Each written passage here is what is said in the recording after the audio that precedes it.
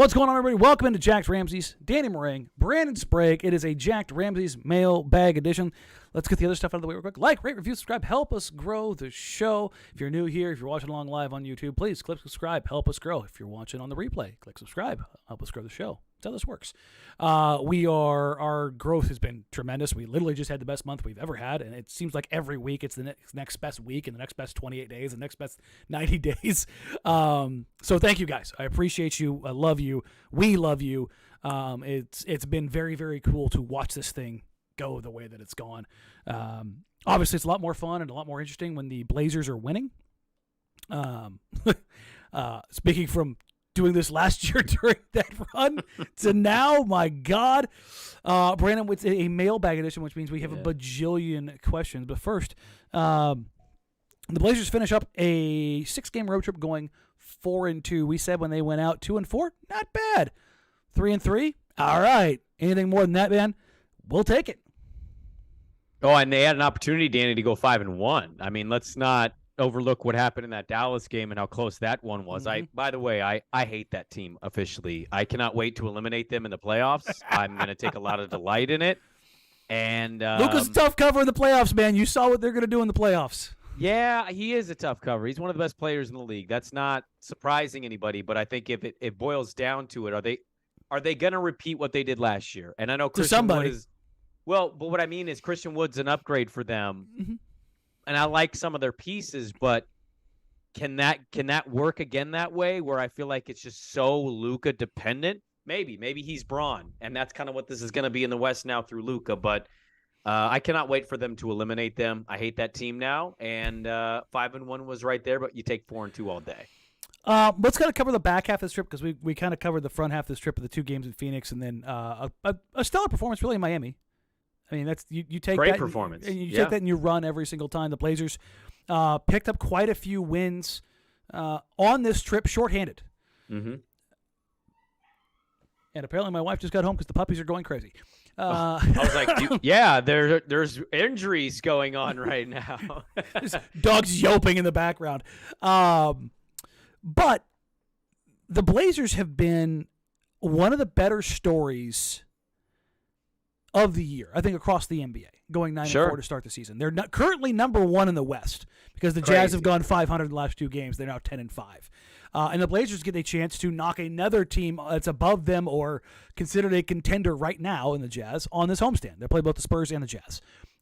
So it'll be fun to see kind of like the 2 fun upstart teams in the West and the Blazers and the Jazz kind of go at each other and see the new look teams and how they kind of have it all figured out or what they have figured out.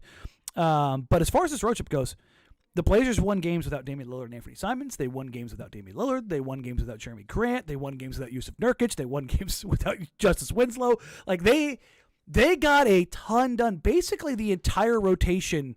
I think Nasir Little is the only guy in the rotation that hasn't missed a game, right? Did Josh miss a game? I'm trying to remember. Josh has not missed a game. So Josh and Nasir are the 2 guys in the regular 8-man who haven't missed a game.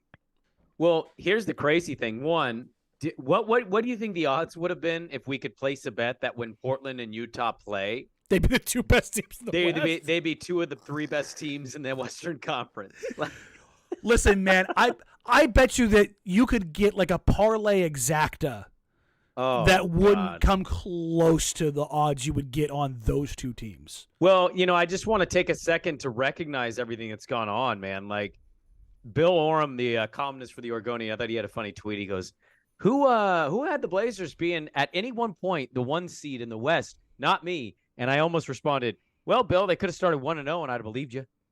You know what I mean? Like that. I did not expect a week into the this. Season. Maybe, but even then, like, it was a tough schedule to start. We were like, "Ugh, this schedule's a little rough." 2 weeks in the season, 3 weeks into the season, nearly a month. Fair, no. I absolutely trashed their chances to start the year on any positive foot. Like, people like maybe they go 2-8 in the first 10. Yeah, that like that was a real thing. Here. I was like, maybe a little under 500. Okay. Right here. And so I want to take a second to acknowledge like how crazy it is that Utah and Portland are going to play and they're 1-3 in the West right now. As for your original point, I feel like that's kind of the definition of their season.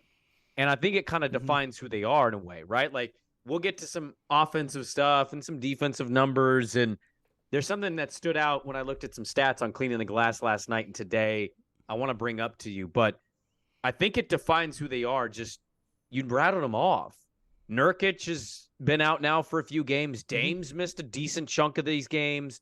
Ant has sat. Justice has. I mean, the fact that you're losing these dudes, especially key rotation guys. Key guys. Like, one's your leader, and he's missed almost half these games. The other one's your $100 million, draft pick that you just got locked up on a contract. They're missing these games, and they're winning those games. So I think that just in itself, stats will speak for what they are, but I feel like that in itself kind of defines who they are, their ability to be what they are right now, despite all those injuries and those guys sitting. Nasir, Drew, and Josh are the only guys that have not missed a game from the rotation. That's crazy. So they played. What game did Jerami miss again? What game was that? Was that Charlotte? Okay. And he's been fighting through an ankle for a couple days now. Well, until if they make a trade, then we'll have a different conversation. But I think until that point, Andy, they realize, like, we need to kind of value all of you. And so we're going to take some turns. Oh, your ankle's a little sore. Well, we got Houston tonight. Why don't you sit got Charlotte tonight? Out?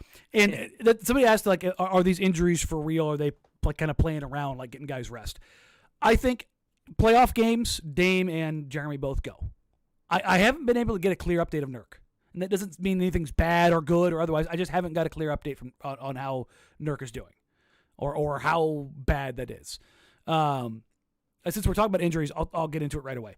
Gary Payton II is not going to go tomorrow against San Antonio. I know Chris Haynes jumped the gun, kind of, in a sense of people kind of got people just gung-ho about GP2 coming back. There's a reason I've been pumping the brakes literally for 2 months on GP2 saying Thanksgiving.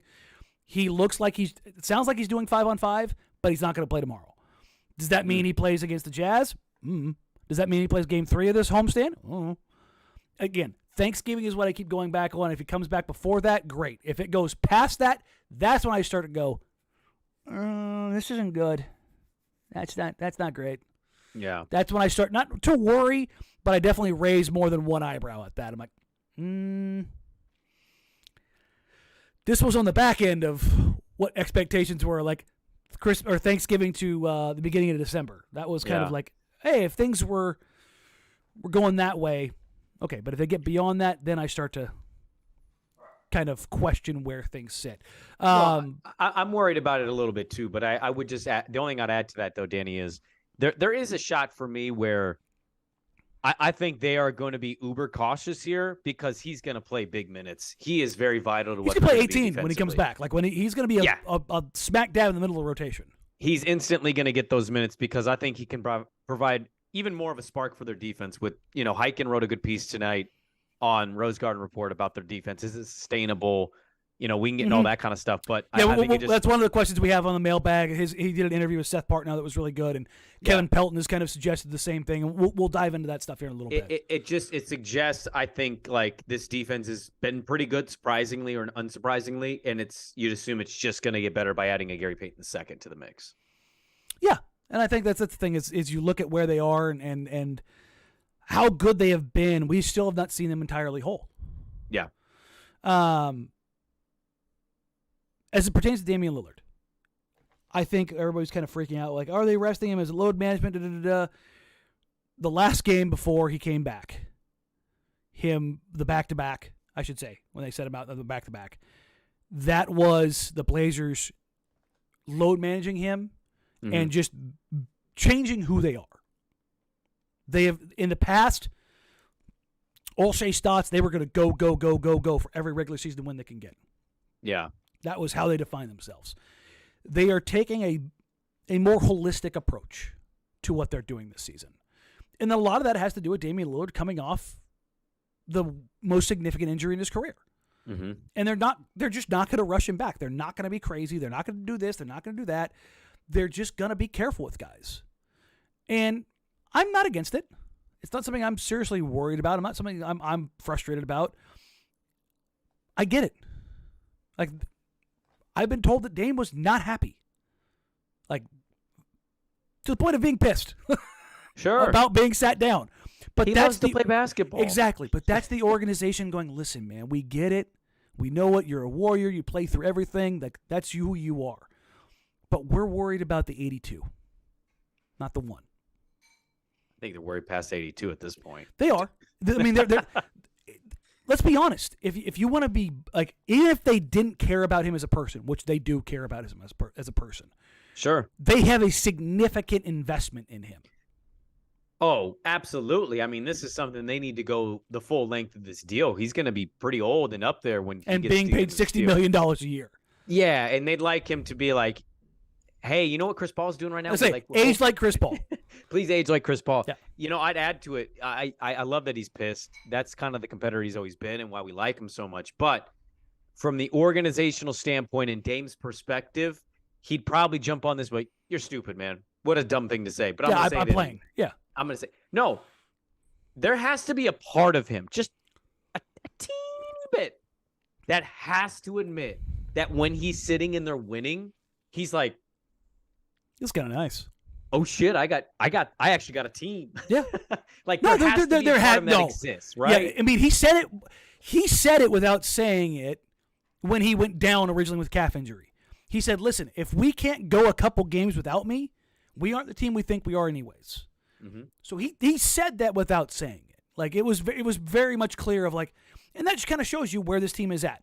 I want to give credit where credit's due. Shifting gears here real quick before we get into questions. Jerami Grant is having basically playing the best basketball of his life. You're welcome. I told you he would. He has been as good as you could possibly imagine. It's easily the best stop of his career. I mean, it's not even a contest. Well, he's near career high. He's tying his second most rebounds per game. It's career high in scoring. I believe he's career high in assists. No. Like, I'm not talking stats here. No. Like, I'm talking stats and his impact. Like across the board, it's been.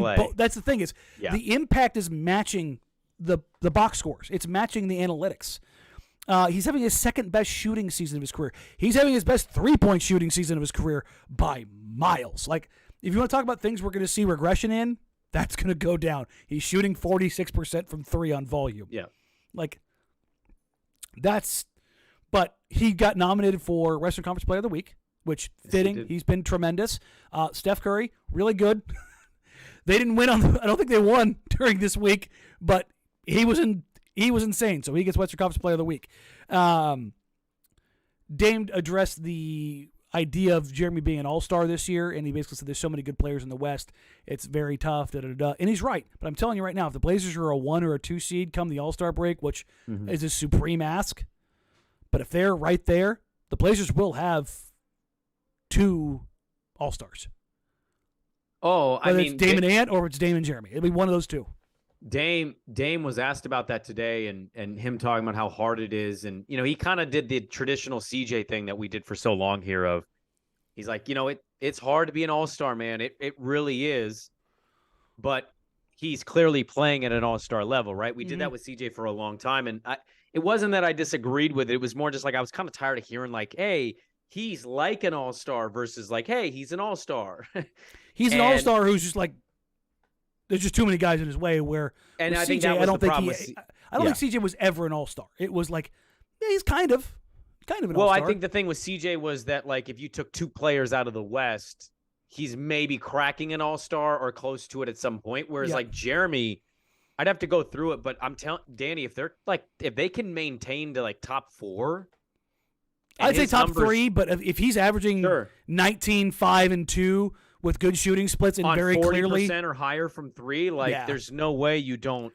While taking the number 1 defensive assignment, he has the highest plus minus of on-off stats of anybody on the team. They're plus 11.2 with him. It's pretty significant. It's bonkers how good he's been for them. And I know Dame wanted him. I know you and I it's us and hundreds, if not thousands of other people wanted a Jerami Grant. Yes. I don't know if we could have envisioned it being quite like this. He's everything that I hoped he would be and then some. Yes. Because the stuff that has been there that I didn't expect, the 3-point shooting, both the volume and the percentage will come down. and his not only willingness but ability to get to the rim. Mm-hmm. Like the shot creation stuff, I watched a ton of him in Detroit, and a lot of it was mid-range, like just stuff that's not analytics friendly, but like you live with it because he's okay. Yeah. But he's got more wiggle in his handle. I mean, Zion's going to be put on a highlight reel for the rest of the season, getting the Fred Flintstone breaks thrown on him before Jeremy blew past him and dunked on their whole team. He's been there huge in big moments as game winners or close to game winners or massive swing plays. He has been the guy. Dame has not had a running mate like this since LaMarcus. Like we talked, like, listen, they have not had anybody at the 4. Yep. Since LaMarcus. They haven't had a guy like Jeremy since LaMarcus. He alleviates pressure more and in different ways than CJ ever did. And that's not downplaying CJ. It's just that CJ was Dame light. Jeremy presents different problems for a defense. You can solve for CJ in very much the same ways that you try to solve for Dame. You can't solve for Jeremy the same ways you do with Damian Lillard. Yeah. And I think that's really, really interesting how they go about that. It's fun, Danny, for him to have a player like that. Like, it's so funny to have a 4, I mean, really 5, like LA when he did. And now with all this season experience, he's got a hyper uber athletic 4. I mean, you're talking about the same position, but you're talking about such different play. This has to be fun for Dame to have guys like this, right? Like LA is fun, and that's a nice hello to the NBA. But man, you get a Jerami Grant at the 4, the way he moves, what things he can do and create, like that just opens up so many more things for them. And I think it opens a lot more up for Dame too. Like this, he's got to really be enjoying this. It's a different set of problems for an opponent to solve, but it's also a different opportunity for the Blazers to work with. Absolutely. That's the cool part about it. One of the questions that I got in various forms is what's going on with Jusuf Nurkic. Just to kind of like address it, I don't know. Abductor, groin, like that's all I know. I don't know how serious it is. I haven't been with them on the road. Like I can make calls and I can send texts and stuff like that, but it's kind of hard to figure that stuff out. Hopefully, I'll have more information tomorrow. That's the gist of it. The good news is the Blazers have been able to win without him, and I'm going to use this as the pivot. The problem is, let me pull up my other tab. The Blazers, while winning, are doing so while allowing some things statistically, analytically, shot profile stuff that typically doesn't look or bode well for them. Specifically, they're allowing a lot of rim attempts. They're allowing a high percentage at the rim, and they're allowing a lot of corner threes in a relatively league average percentage. That's not great. I think that's the best way to put that. When you look at, let me pull up my shooting here from cleaning the glass so I have the exact numbers. I closed my tab in preparation. God dang it. There we go. So if you look at what teams are doing, you look at opponent shooting frequency. As of right now, the Trailblazers are allowing the 4th most rim attempts in the league. 37.2%. The interesting thing about this is when you look at what they're doing with Drew Eubanks on the floor, it becomes pretty apparent. And this is not me slandering Eubanks. This is just kind of the reality of it. Nah, you don't need to preface it, man. We get it. This was my hesitation with Drew. Sure. Because he's been effective in the box scores, and he hustles, and he plays hard, and he does all the little things like you want to root for. But, Brandon, he's still not big enough. Yeah. Like, he's just... You're undersized. I mean, you knew that going in, though. You knew you were going to be undersized coming into the year. Drew's done a marvelous job, I think, earning the minutes he's had. But you look at some of these numbers, and I'm sure they're going to help them regress a little bit defensively. I think that would be natural. But you understand that he's going to have some limitations, right? I the team would be willing to admit this as well. Yes. So you're seeing where it is. To put it in perspective, when Drew's on the floor, teams are getting 38.5% of their total shots with Eubanks at the rim. Yeah. nearly 40% of an opponent's shots with Eubanks on the floor are coming at the rim. Yeah. Teams have their highest effective field goal percentage when he's in there, plus minus wise. Now, he's holding teams, or effectively, to basically league average, 66% at the rim. Which, again, not bad, but the volume is so high. The deterrent is not there. Mm-hmm. The flip side of this is, also with him on the floor, teams are shooting 40% from three and 44% above the break. So, threes up above, shots at the rim, down the middle. Those are the places that Drew's going to be. Like when he's in the zone and he's dropped down at the rim in a 2-3, and all of a sudden the zone gets put into rotation and he has to close back out up above. Mm-hmm. Again, I'm not putting this all on Drew, but those are the kind of situations where you see him in. Yeah. The other thing about this is you go to their shooting frequency, teams are getting 12.7% of their shots from the corner. That puts them in the 6th percentile. Remember, bigger numbers are good. So looking at this, 50% of an offense with Drew Eubanks on the floor, 50% of their shot attempts are coming from the rim and the corner. Yikes. Now, the Blazers have been able to outlive this or sustain this by, number one, being effective and decent as a three-point shooting team, forcing teams over, or forcing turnovers, getting more shot opportunities, i.e. offensive rebounds and or steals, than the opponent, and some dumb luck. The Mavs had, I want to say it was 12 wide-open threes that they missed against the Blazers. Yeah. Where, again, they made up for it late in the game, hitting 4 straight to close it out, but the game might have been as close had they been able to hit threes earlier on. And this is the question now, Brandon. Are the Blazers, is this pattern troubling, or is this because Eubanks is there and there's no Nurkic? Is this them being too small, or is this some noisy data? Where do you fall on all of this?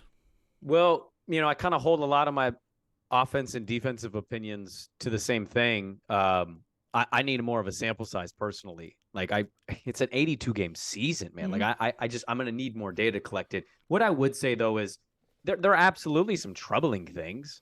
To me though, it's not necessarily indicative that this defense is going to draw far back, right? Like I saw that Dame had told Hyken, he thinks they can sustain this.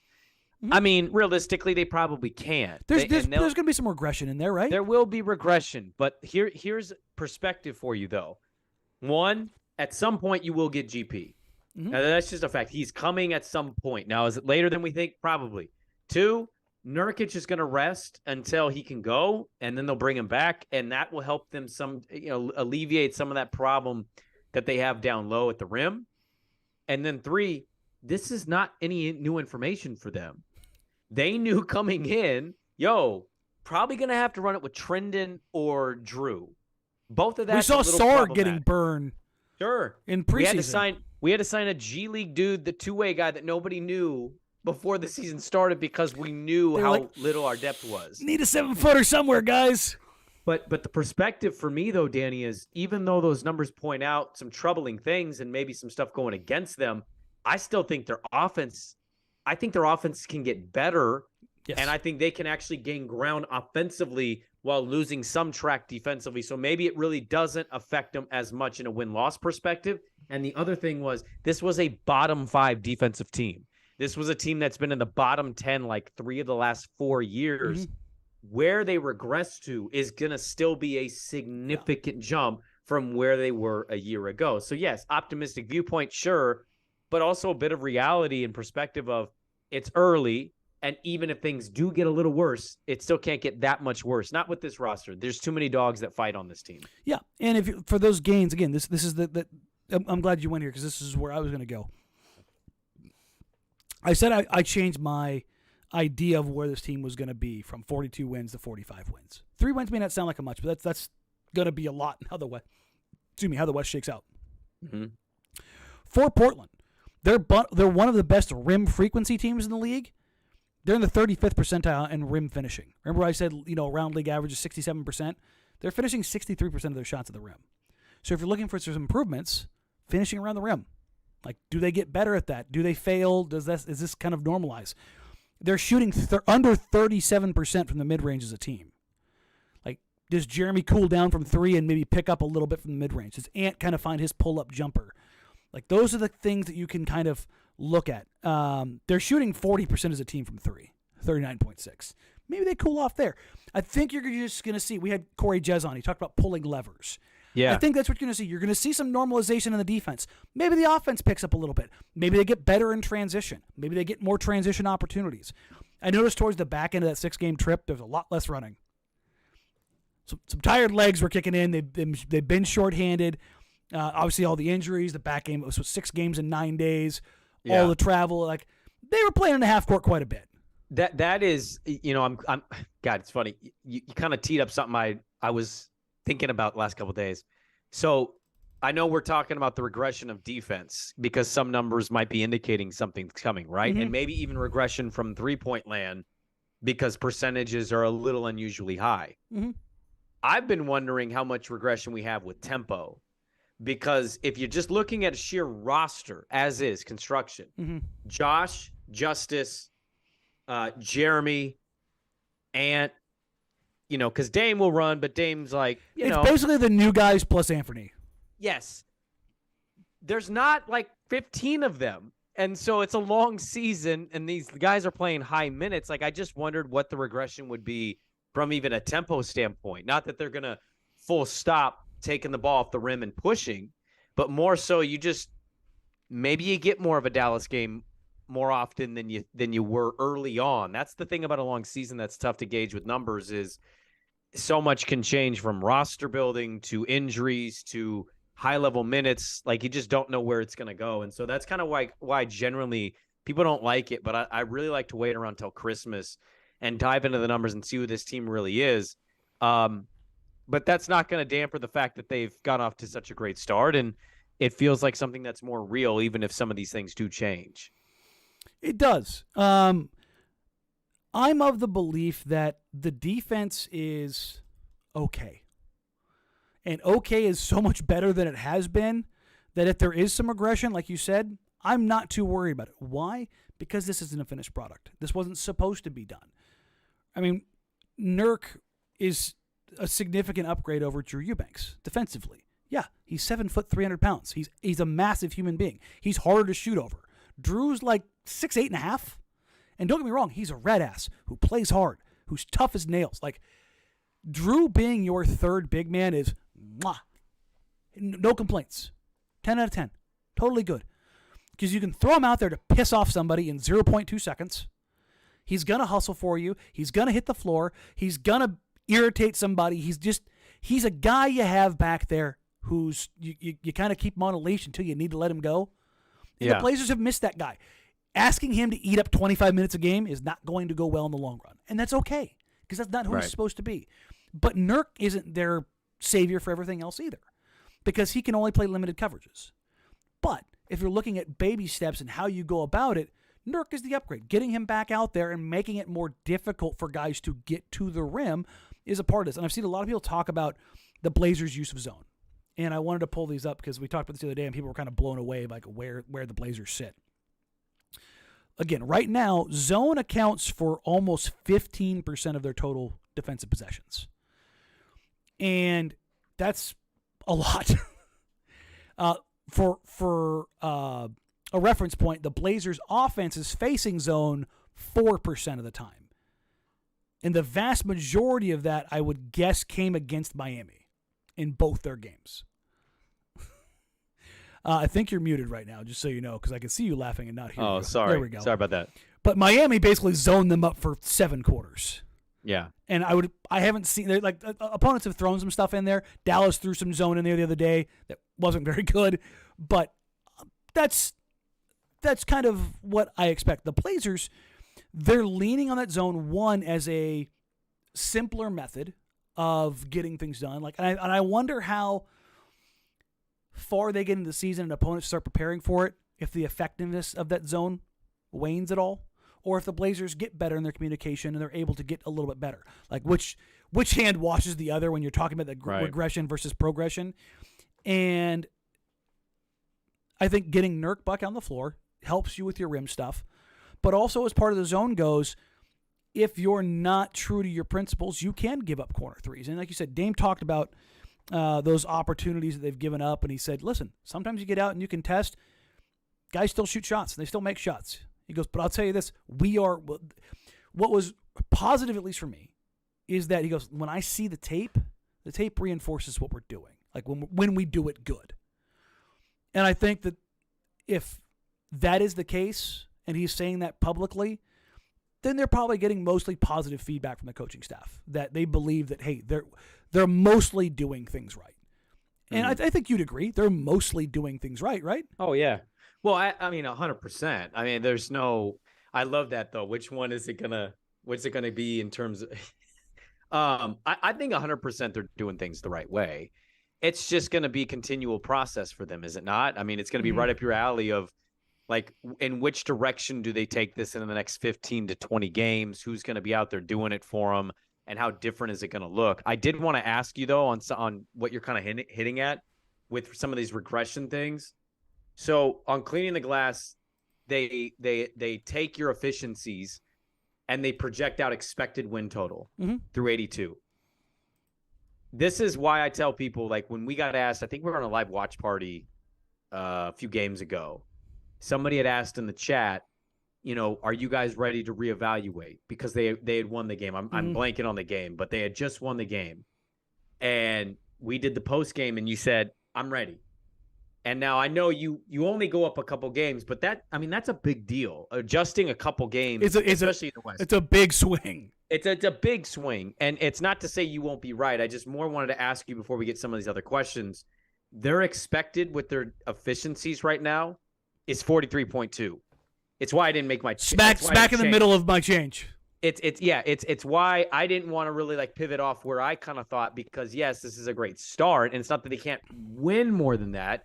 It's just kind of to simply show their numbers right now. While this is such a good start, their numbers are showing that they're really this. And I don't think that needs to be a bummer thing. I just thought that was interesting seeing, like, hey, number one team in the West. Well, efficiency wise, they're about 43 wins. And you're like, oh, okay, cool. The thing about that is, I'd have to look at it to see how much schedule factors into it, how much health factors into it. I had it up here. It's not one of the pages that I go to a ton. Gotcha. But they have played one of the tougher schedules, and they have had some of the worst injury luck to start the season. And I think expected wins. Oh yeah, so there's no details when you hover it over. I still would imagine that it's based off of box score. It's with this efficiency differential to win. Okay, basically. So the efficiency stuff is being extrapolated from the box score stuff, which totally fine. Understanding what he's trying to do there. But schedule wise, you're right. Like, it's not taking in certain things to account. And the one thing you highlighted it in the summer. How many teams are more so going to be tanking? There it is. Come a certain part of their schedule, and now schedule goes from like, oh, this is going to be interesting to super easy. Yeah. Like, as good as the Jazz are right now, I firmly believe, as good as the Jazz are right now, that they will pull the plug. Everybody I have talked to. Ainge just talked about this, and he got effing pissed about this. Well, of course he did. Because publicly you have to. Because, of course he is. Why would you say you're going to? Well, I know. It was just funny, like, how emphatic he was of, like, people suggesting that I want to lose games. They weren't. Come on. They weren't. Trade Donovan Mitchell? I wouldn't. No. Donovan is a lifetime Jazz. Everyone in the league knew Donovan Mitchell was being traded. And again, they got Colin Sexton, though, Danny. They really wanted to win. Again, I think Sexton is like a lesser version of Donovan Mitchell, a good player who on a reasonable contract. All that but look at Cleveland right now. Jesus, man, talk about a scary team. Listen, man, it's a machine. Like, I know they've struggled the last couple games, but I firmly believe Garland comes back and he's like, "Let me get 50. Let me get a 50. You got it, Donovan." Yeah. But looking at the Jazz, I think they're a team that come trade deadline they unplug. If you're not sure, like, oh, you have to tank so hard for Victor Wembanyama. No, you don't. The Blazers were 3 games out of being a top four selection. 3 games. 3. So everybody, oh my God, that 4-game winning streak before the All-Star break. Da, da, da. It's not hard to tank in the NBA. Not hard to tank. Pull that plug, throw some injuries on the injury report, and watch it go. Whee! It's not hard. I'm telling you. The Jazz will be a team that falls off a cliff. I think OKC is a team that falls off a cliff. The Rockets are already falling off a cliff, or have fallen off a cliff. The Spurs are there. Yeah, they've fallen. The Lakers might be that team. Oh, the Lakers might get the number 1 pick in the draft, and the Pelicans are going to get Victor Wembanyama with Zion and They're BI. They're going to freeze that envelope. There's no way it's going to the. There's just no way it's going to the Pelicans. I mean, I'll tell you right now, this is honestly the travesty of that league. You should be doing that live, because I will have real questions if the Lakers get the 1 pick, which conveys to the Pelicans. I have questions. I want if their odds are top number 1 pick ish, if they're in that top, what is it, 3? Top 4. Top 4. I want to watch that. And I feel like, honestly, the amount of time and coverage you shoved this kid down my throat. Hey, he's playing in France for the national team. Hey, watch his game. If you send his ass to New Orleans. Oh my God. This is a message to the league. You cannot get mad at teams for wanting to tank for this kid, and then you televise him every damn game he plays. And then when it comes to the draft, I want to watch to legitimately see who wins those rights. Yeah.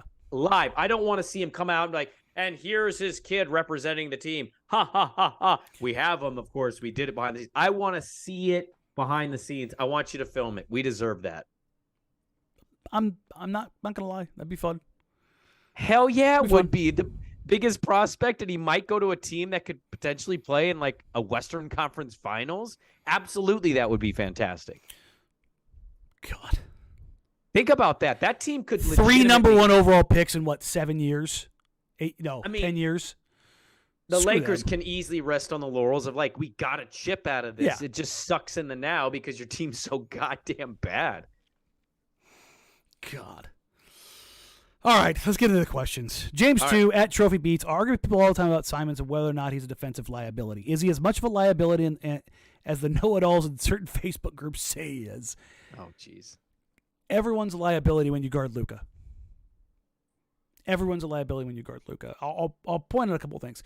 There's throughout the watch parties and stuff, Brandon. What have we talked about when it comes to Anthony Simons in isolation? How much stronger he is, how much better he looks. Better navigating pick and rolls, better on closeouts. He's not getting bullied around, and then Luka comes out. Luka's 6'7", maybe 6'8", 265, 270 pounds. And he moved Ant like he wasn't there. I've talked about this before. Pound for pound, the strongest guy in the league is Steven Adams. He's just an ungodly force of nature. Number 2 is probably Luka. I've talked to guys who have played against him. They say when he runs into you, he just moves you out of the way. And it's not like he's hitting you at like Ja Morant speed. He's just so strong that he's strong with a K. He just moves you. He has this unique ability to just, he's got that European Baltic strength, but he's got it in a 6'7" package. He plays at, 7 miles an hour. He's not going to beat you with this, Ja Morant speed.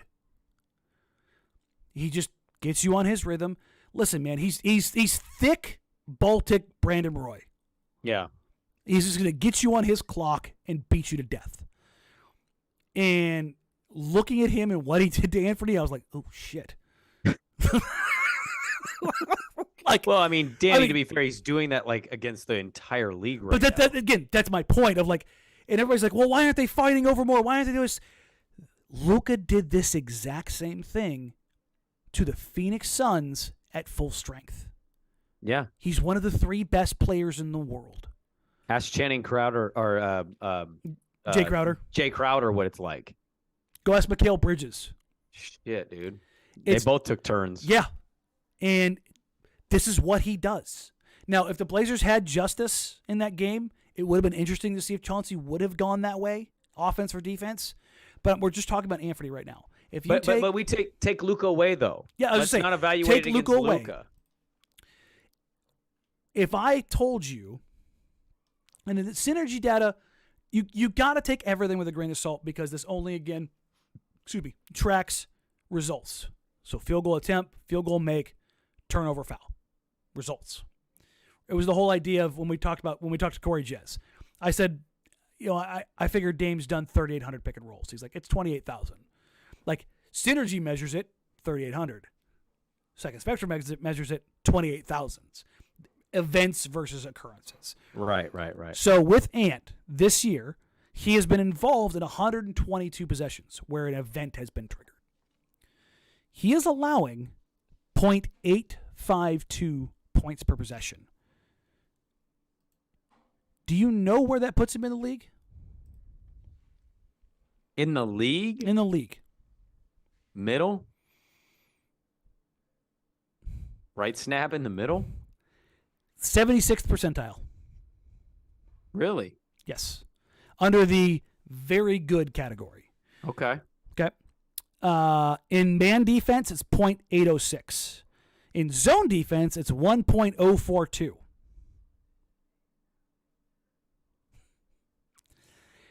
Straight up, he's doing better. Zone, not as much. I would base some of the comments we got from the Jez podcast, and I'm just going to say I love when you tell us numbers like that because I remember the people that reached out and they're like, yo, I had no idea what you guys were talking about. But again, like this stuff helps contextualize what we see. It helps convey the message, yes. Yeah. And for all of the people that were talking about, Ant's the worst defender in the league, Ant's this, that, he's been fine. Yeah. Not great. Not fantastic. Fine. And it was like, well, they're hunting Anthony Simons. I talked to Ant before they went on the road trip. And I mentioned this story before they went out. I go, what's been like the adjustment and the process for you defensively? Like, how do you feel like you're doing? He's like, I'm doing good. And there's stuff I need to work on, certainly, but I feel like he mentioned, listen, I see people say, I was like one of the worst like rated defenders. He's like, I can't remember what metric it was. He's like, I was like bottom 3 or whatever it was. He goes, nobody's hunting me. Like not in a regular game. Like they aren't slapping Ant's name on the board and going, hunt this guy. Now, Luka Doncic, who's maybe the best mismatch ISO hunter in the world. No, not maybe. Who's the best matchup hunter in the world in closing time? He's going to hunt Anthony Simons. And this is what Dame said about, or what Ant said about this stuff. He goes, look at it. Are they going to hunt Josh? Nah, he works. Like, he's just too big. He's a dog. Get that Villanova in him. Are they going to hunt Jerami? No, he's a great defender. Are they going to hunt Nurk? No, it's difficult to do that. You can't big him up, and he's still big. Like, is that who you really want to hunt? Like, his strength might be able to overpower you in your strengths.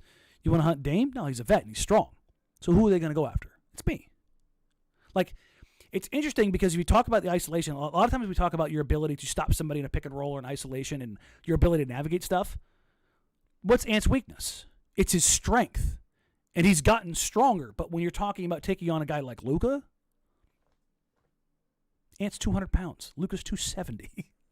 Well, I think any concerns that you would have about him as a defender, even though some of the numbers are now suggesting that like he's been better than average, is even in the moments he struggles, I just feel like the back end of their defense is such an upgrade with all these guys that it doesn't feel like it's as big of a problem. Now, I'm not trying to make an excuse here, and I know it kind of may sound that way to some, but the fact is when you had Dame CJ, some of the back-end defensive help wasn't what Josh Hart and Jerami Grant and, you know what I mean, Justice Winslow. Well, especially when they go small and how much they fly around.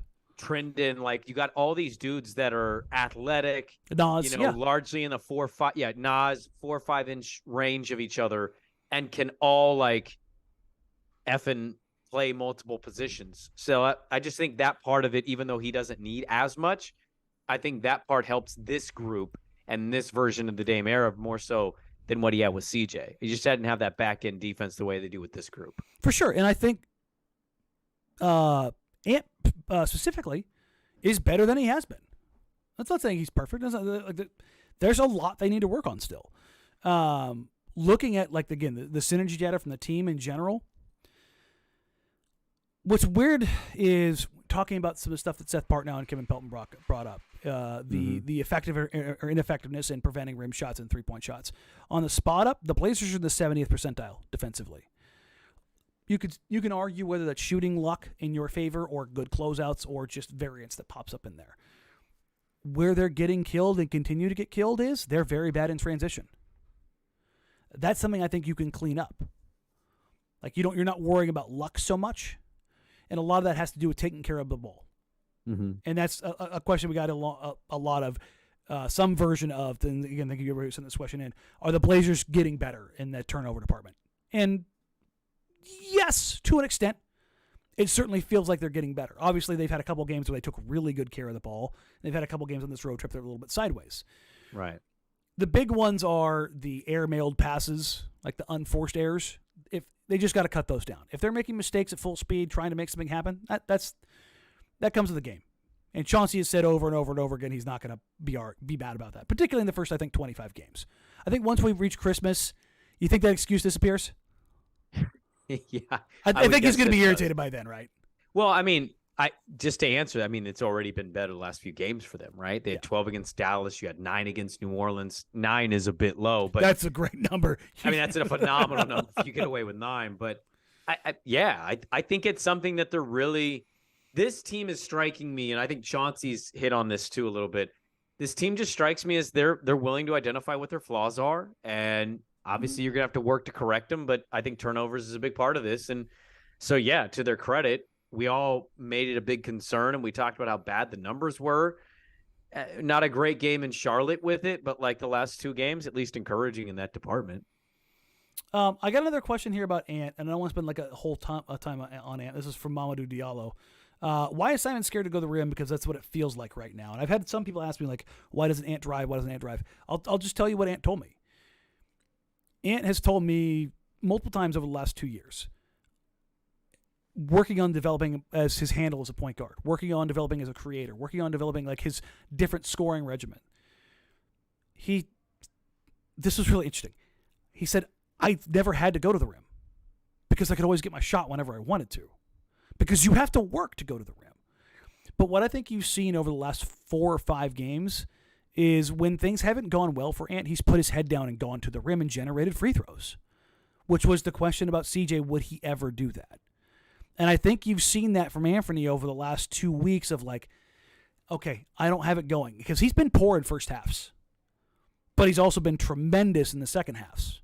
Mm-hmm. Second halves of games, he's been Jerami's been insane the last couple games, so it may have switched, but I don't think it's necessarily scared. I think this is him learning. Well, he kind of reminds me of Dame a little bit in the sense of he kind of allows the game to get flowing and going, and he just kind of feels out where he fits in on that game. Now, you'd like that to maybe speed up a little bit come in the first half and not so much rely just on second half numbers. But to your point on like going in and what's easier and what's harder, I mean, I'm not LeBron. Anybody seen LeBron's numbers? Like, dude doesn't want to attack at all. No, he's settling. He has mailed it in. He's like, I'm not going to put my body on. Yeah, you know why, Danny? You're talking about one of the more successful to the rim guys in NBA history, if not probably number one. Yeah, you know what I mean. And that dude, even that dude's like, I don't really want to do that anymore. It takes a toll on your body. So, you know, I'm sure Ant will find his spots more often, but I'm not really sitting there worried that he's not attacking enough. I think he's kind of still. Do you finding think he's getting better there? Like just visibly without looking at numbers, like does it feel like he's getting there a little more frequently or a little bit better? Yeah, I think the tough thing is like you're comparing it to a couple different eras of Ant, right? The one era of Ant is catch and shoot. Literally, do not put the ball on the floor, go anywhere. It's like, hey, Melo's finally passed. Here I go. And the other era is like, what, 30 games? 35 games without Dame, and I think it was 28, blow up. I think is what it was. It was. It was December 27th until February 18th, I think is what it was. And they had to shut him down because he was going to blow their tank job.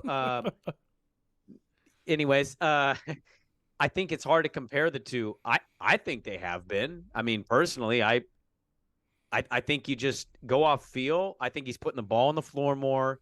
I think he's asserted himself as a playmaker and, oh, by the way, like a guy who can get somebody a look and maybe go get his own bucket once in a while.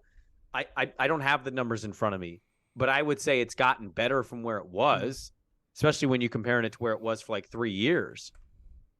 Yeah, that's, I think, when you're comparing it to the original, Ant 1.0, Ant 3.0 is looking a lot better. Yeah. Keeping it on the rails of the backcourt, this is a question, again, we got a lot of the same questions. I think everybody's kind of on a lot of the same wavelengths with things. Sure. How do you feel the Dame-Ant backcourt pairing is growing as the season progresses? Are you seeing gains? Does it still look disjointed? Where are those opportunities? Like, what are you looking at? Are you like, yeah, no, I like that, or it still needs some work, or I need more time with this? I need more time with it, but I still think it looks a little off. Mm-hmm. And that doesn't have to mean the worst thing, but we knew that this was going to take time for them to grow, for them to learn. Ant's going to learn the tendencies of Dame, and Dame, to a certain extent, is going to learn how this is all kind of working with Ant and the rest of the group. I think the other part that's been tough for them is Jerami's been so effective and so good that there's just possessions he's just straight taken away and he's being aggressive and he's getting his own shot. And so I think it's before you had Dame and CJ together, and then you had role guys, right? And some years were good. You had some decent role guys, but it was largely when those two were on the floor. It was just them. Everybody else was dependent on getting the shots from them. Whereas on this team, Josh can go get his own look if he needs to, right? Naz can pull up. Jerami can get his own shot. Like, you just have more players with the ability to put the ball on the floor confidently. And I think that's changed the dynamic from the Dame CJ era to what this Ant Dame thing is going to be. And I think it's why it's going to take a little more time. It's not been perfect. I think it needs to get better, but they need to have more time. We can't be 13 games in saying like, oh, did we make a mistake here? Like, come on, guys. It's 82 game season. Yeah. I think I'm mostly in the same spot. I was able to pull up the drive data on Anthony Simons. Yeah. Over or under 9 total drives per game. For reference, Dame is at 14. Because you gave me that number, I'm going to say over. Yep. Over. 10? Just under 10. Yeah. That's a significant difference. Where does, I hate to ask you this. No, go. I can pull it. Where does Dame rank? League wide, he's like 24th. 24th? Okay. Last time I looked, because Dame's drive rate actually isn't like super, super high. So, sure. Shea, Gilgeous-Alexander. Shea is dumb high. He actually, after tonight, he's got 37 points. He might be number 1 in the league. Yep, there you go. Shea, 24 a game. Shea's number 1, John number 2, Luka number 3. Yeah. Those are your 3 top drivers in the NBA. Actually, Dame's a little bit higher now. There's been some noises filtered out. Let's actually get an actual count. 2, 4, 6, 8, 10, 12. So Dame's 15th now. So a lot of the noise is filtered out.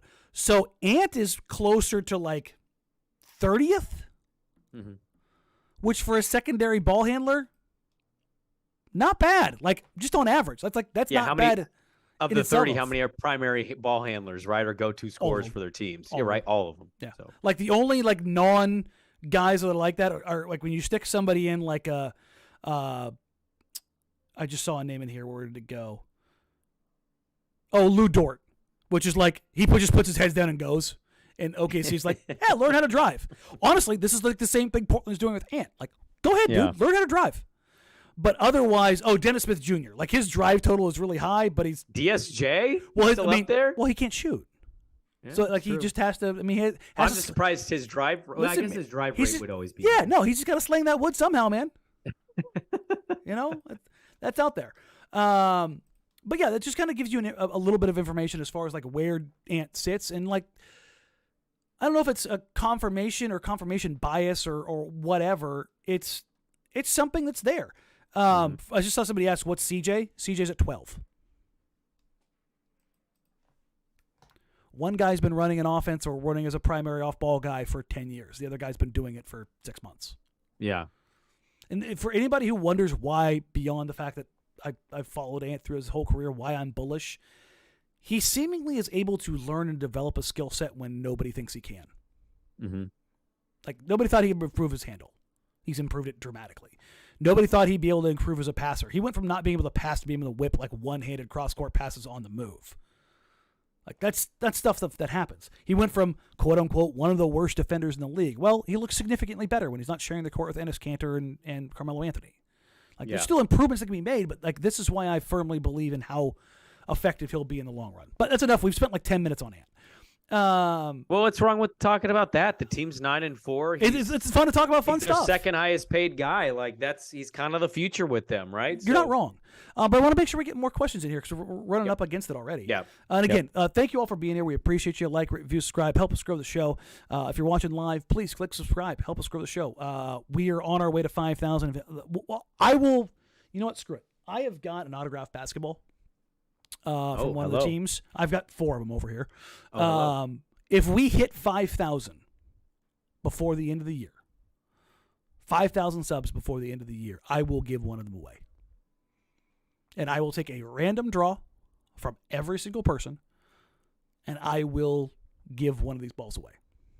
Can you tell us what teams they are or what team? I've got one from the 06-07. I've got one from the 10-12. And I've got one from the 14-15. Let me see which one this one is.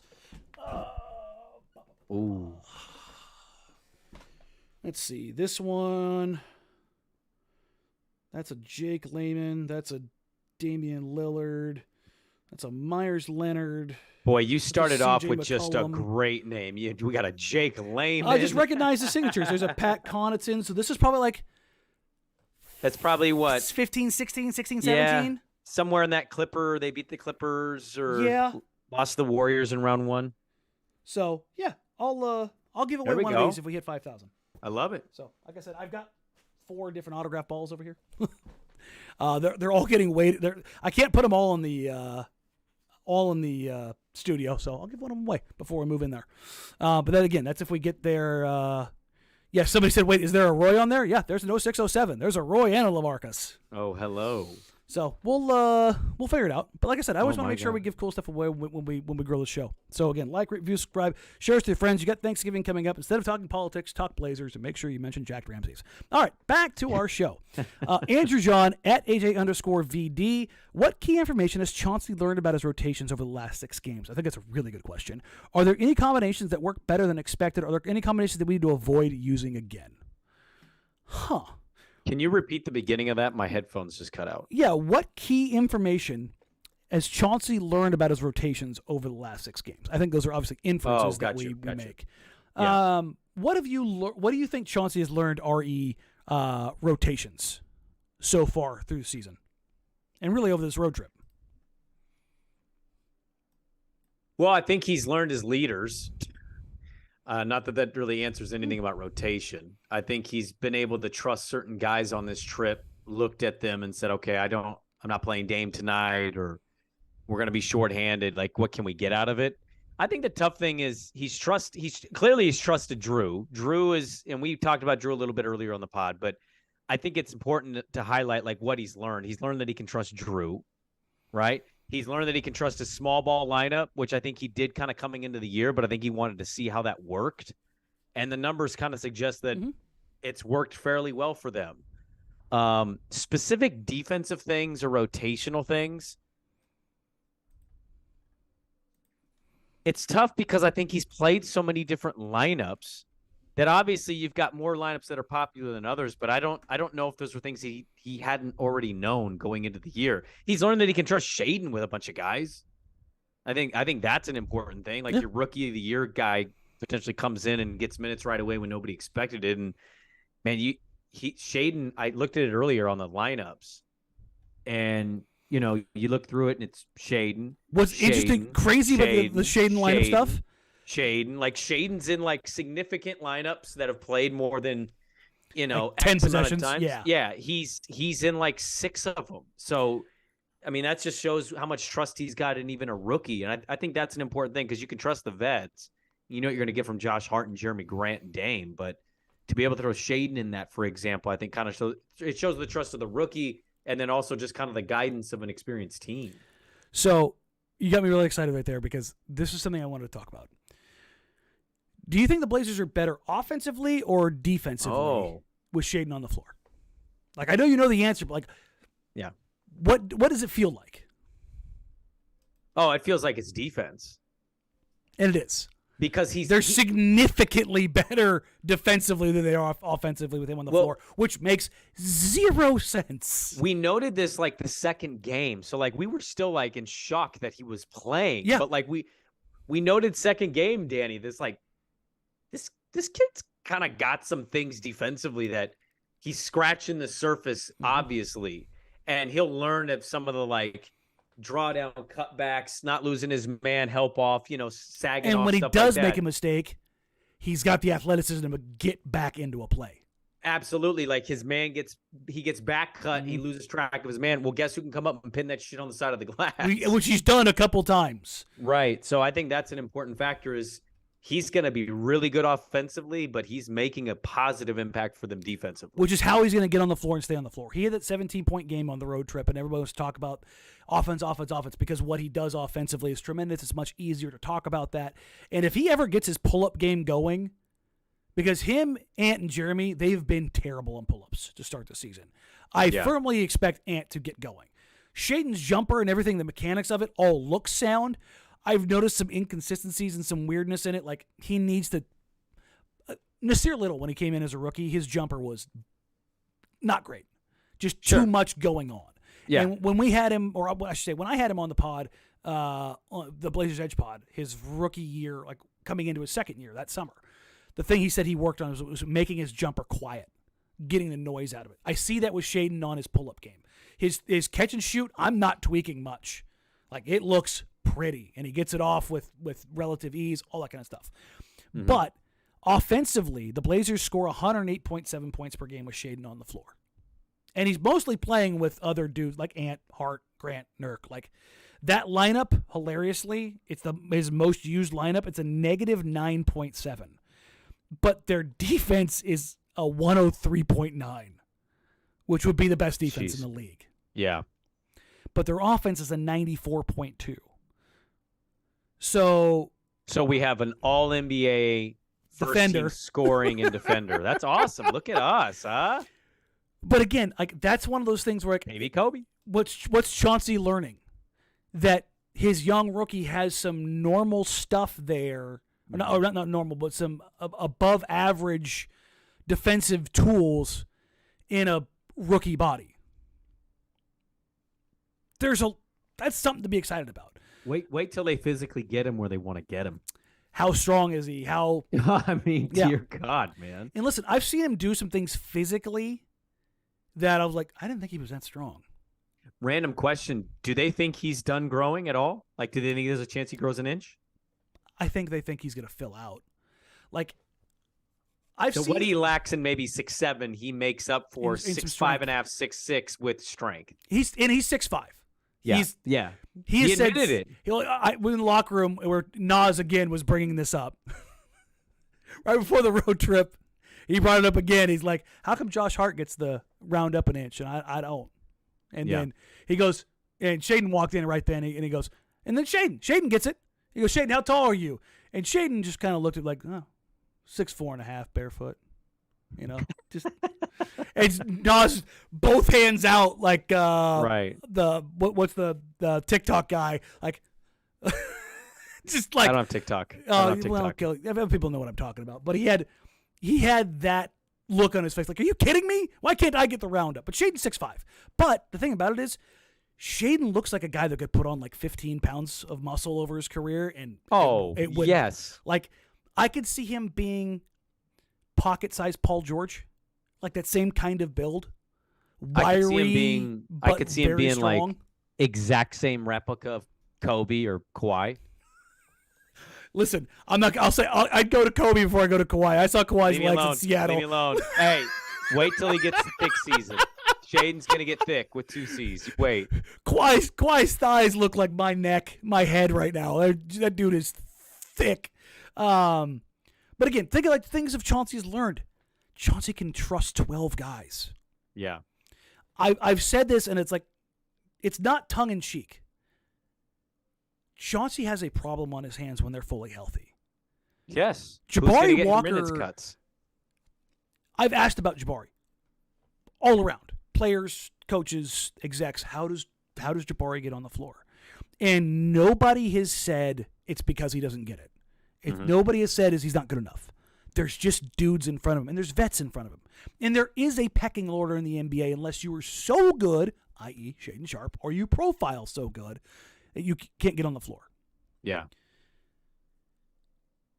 Jabari Walker makes something positive happen and the moment is not too big for him every time he steps out on the floor. They have to find a way to work him in. Okay? They have to get Shaedon at least 15 a night. When Gary gets healthy, they got to get Gary 16, 18 a night. They got to get Trendon 10, 12 a night. I think Drew is the only guy that they don't have to get minutes to who's currently playing.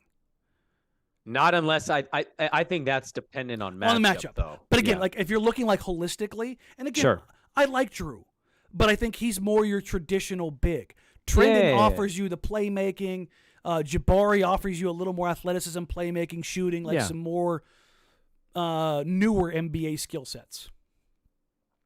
But they've got 12 guys that have to play, that deserve to play, that need to play. And I think Chauncey has learned that he can trust those things. Now, as far as any combinations they should avoid, they need to avoid those non-shooter lineups. Mm-hmm. They had the Josh Justice Eubanks front court, and it's like a -40. Yeah, that one is that needs to go away. Defensively, it's fine-ish. Yeah, but there's only so much defense you can care about if you can't literally put the ball in the bucket. Well, like you can peg that thing the other way to the defense, but you have to be so good defensively that it makes up for it, and you get out in transition. You can at least be effective offensively. But yeah, that's the one that doesn't hit hard for me. Yeah.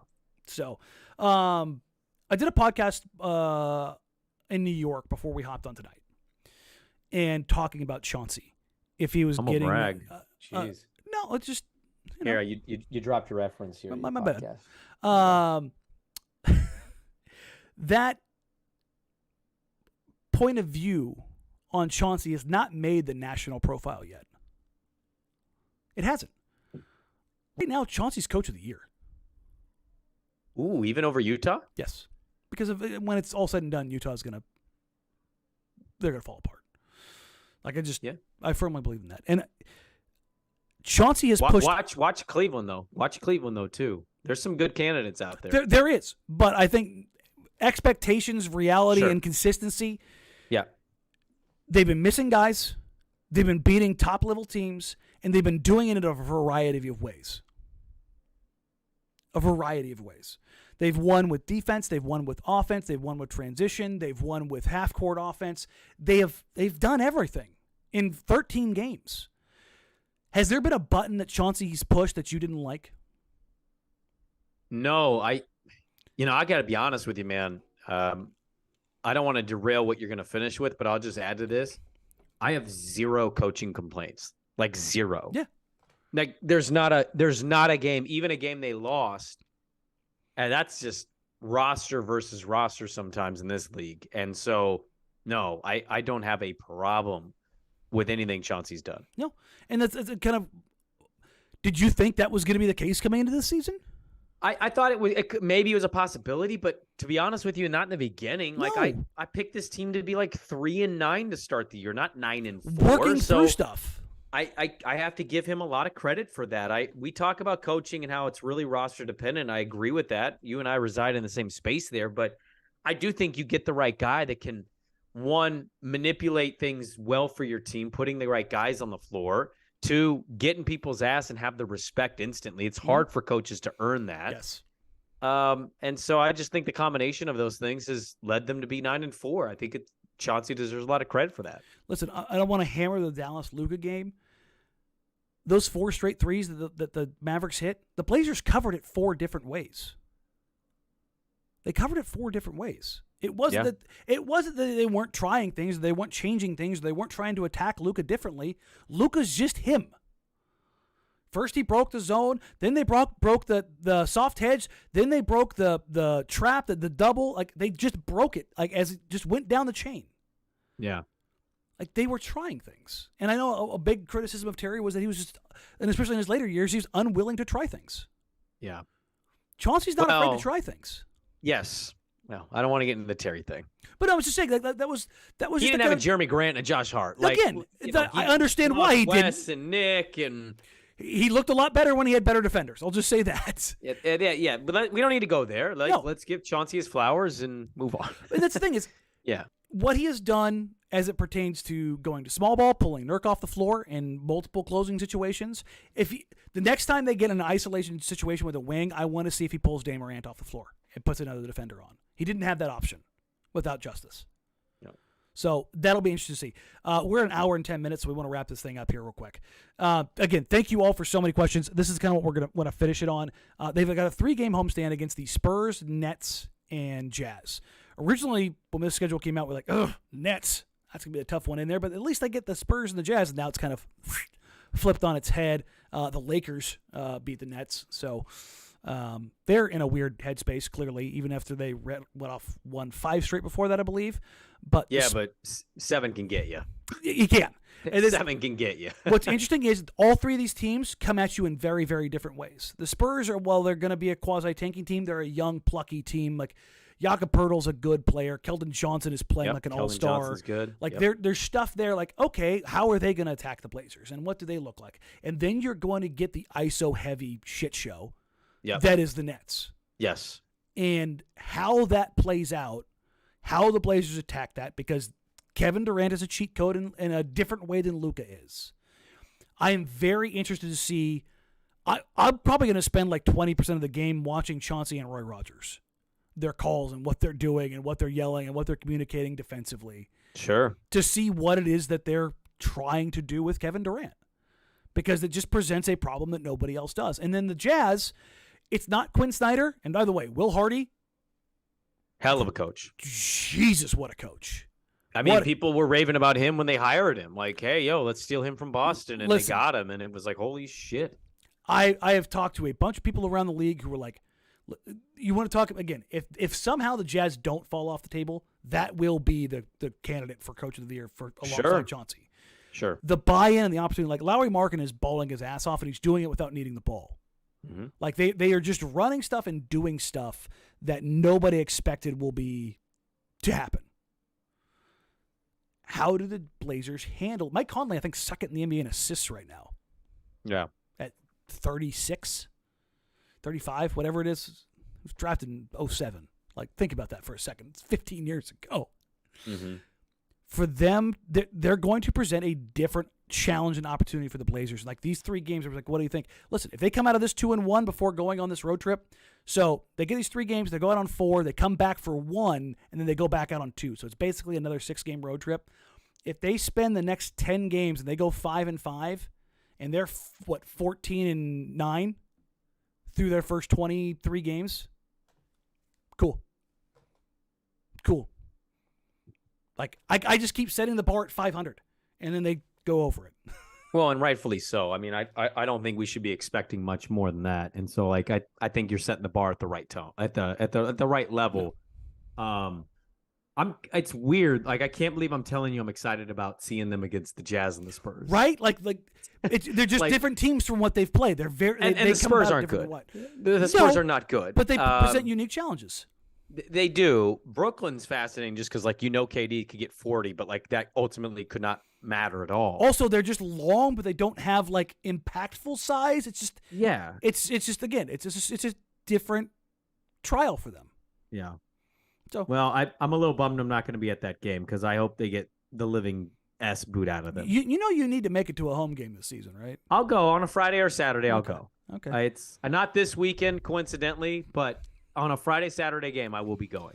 I promise. Hey, I want to get out there. I will say this: a little tip of the cap if your Pac-12 team won this weekend.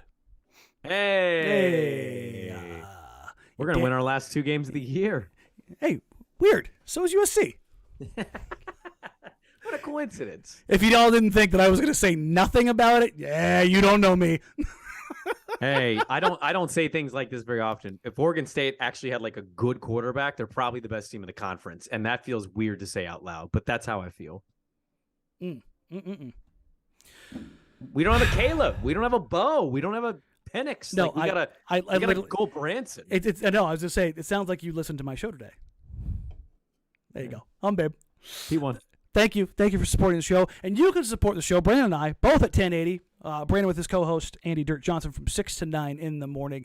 Me with Dusty here at noon to 3. You can find us on social media at Jacked Ramsays, at Danny Marang, at Brandon Sprague. You can email the show jackedramsays@gmail.com, and you can find us there for all of our hot Blazers topics and content, as well as how much we both hate the Ducks. I don't. I'm getting some comments in the chat right now. We almost made it. Shut up, Danny. Yeah. No, listen. Come on, guys. I gotta have a little bit of good fun. Come on. You think I'm not gonna do it? Let's be honest. This is me. We will be back. No watch parties for the homestand. And again, I go in on Wednesday for my MRI on my hip. I will have probably by the end of the week. I will have clarification on when the surgery is. If it's gonna be before the end of the year. I've talked about this.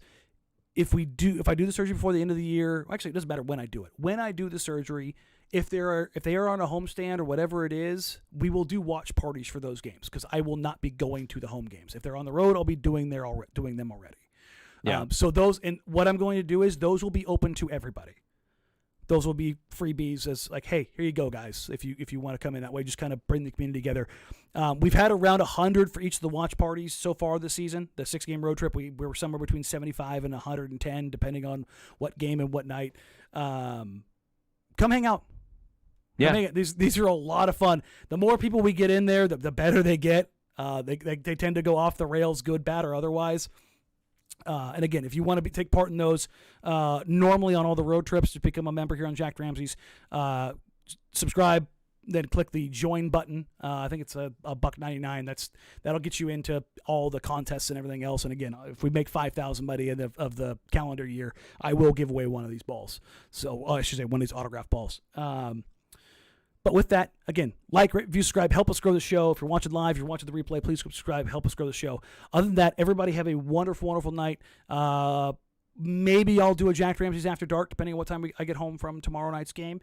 The Jacked Ramsays After Darks will always kind of depend on when I get out of there if it's a home game.